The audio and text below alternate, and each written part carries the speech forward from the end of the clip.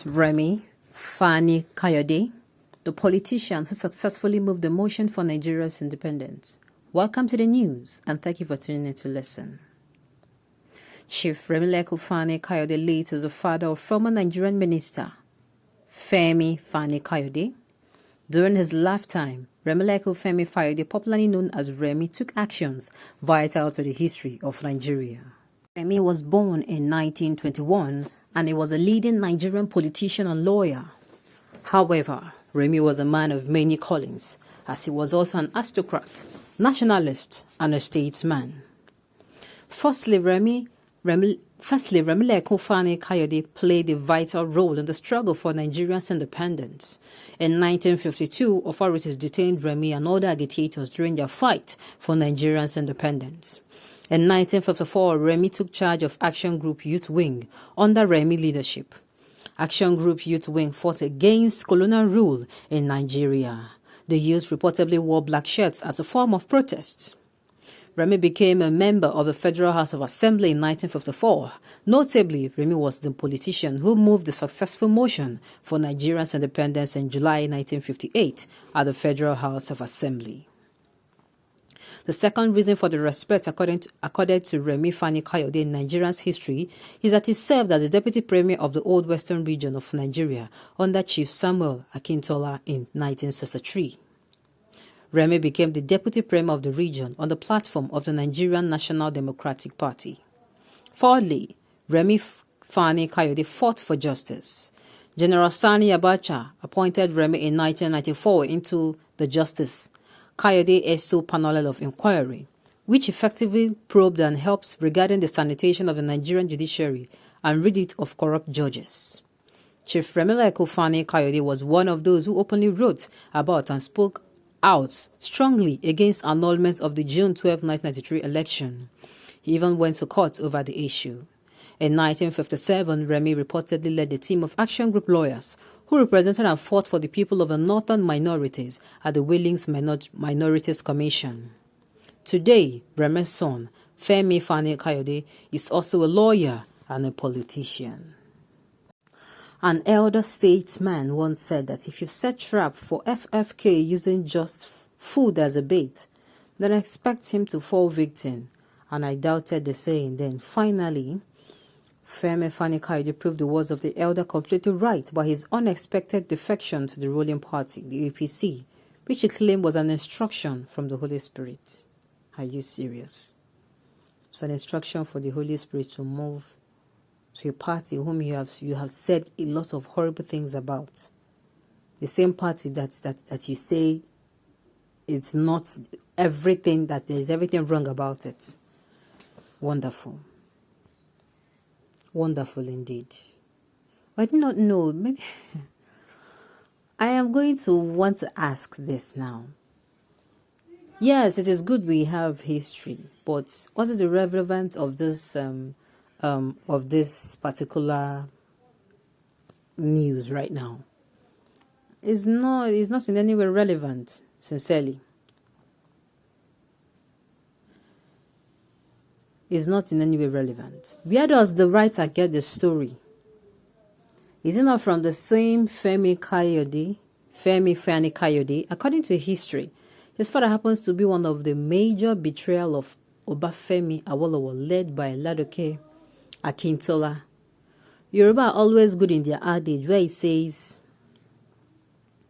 that whoever wants to dubiously inherit another man's property will cook up wrong story for him or her to dubiously inherit what does not belong to him or her. He's doing all this to cover up his father's wrong and evil tracks and to make himself relevant. Exactly. This is very cheapening for this all of a sudden. Of course, yes, I'm going to say yes, we appreciate history, but this is actually not relevant to what we are facing now. This is not Nigerians' problem. This is not Nigerians' problem right now. Nigerians' problem is not even Femi Fani Kayode. Nigerians' problem is insecurity, a lot of things that are happening. This should in no way be a priority right now. Of course, if Femi Kayode is thinking that he has so much eyes or so much people pulling him from all sides, it is because he shot himself in the leg. It is better you keep whatever you want to say in your mind or your heart than you say such things. He said a lot of things about this particular ruling party or the party defected to now. And he said a lot of things which were true now. Which were true. Like everything he was saying was true. But all of a sudden you are going to join them. What does that make you? Doesn't that make you hypocritical? I mean, it's a thing of shame to your own self because, like I said, if you have had all those things in your mind that you were not saying any of them, like defected, no, people say it every day. Political, or I beg your pardon, politicians, they are fond of defecting to where it's going to be profitable to them. They're like bees that swam or go to where there's honey. And if in a particular place the honey is out and they keep waiting, and in waiting they see honey somewhere else, they do not mind, they go to that direction.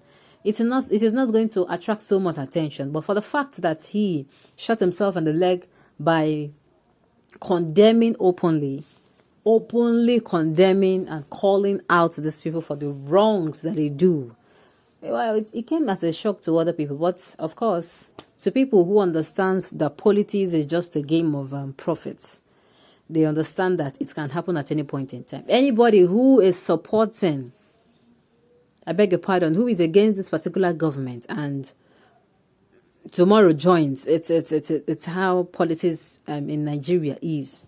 That is how it is being played in Nigeria. We rarely have politicians who still have the integrity with them because of this particular issue. If not, I do not see why you are going to contradict yourself. Why you will say this thing is black, and now you are going to go to where you start saying it is white, contradicting yourself, by yourself, for yourself. So if he's doing anything he can to remove, or how am I going to put it, to quiet it down, it is medicine after death. You should just take all the lashings and a lot of people that are taking out their time, those who have it, to drag him all over the internet. Well, he got himself that.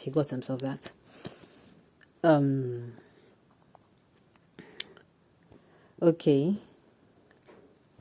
Well, like I said, this particular article is not supposed to be modus focus right now. We have so many things. In fact, the information getting to us is that this Islamic cleric is coming out to say bandits are not to be called bandits. That bandits are not to be called criminals, I beg your pardon. That those who are criminals are the ones calling them criminals. I do not know why this man is still roaming free. Sincerely, if Nigeria was a very fair and just country or nation, that man should be in an investigating room. They are going to drain all information about this particular group of people and ensure that they are found and the law takes its course upon them. On this note, we have come to the end of the news.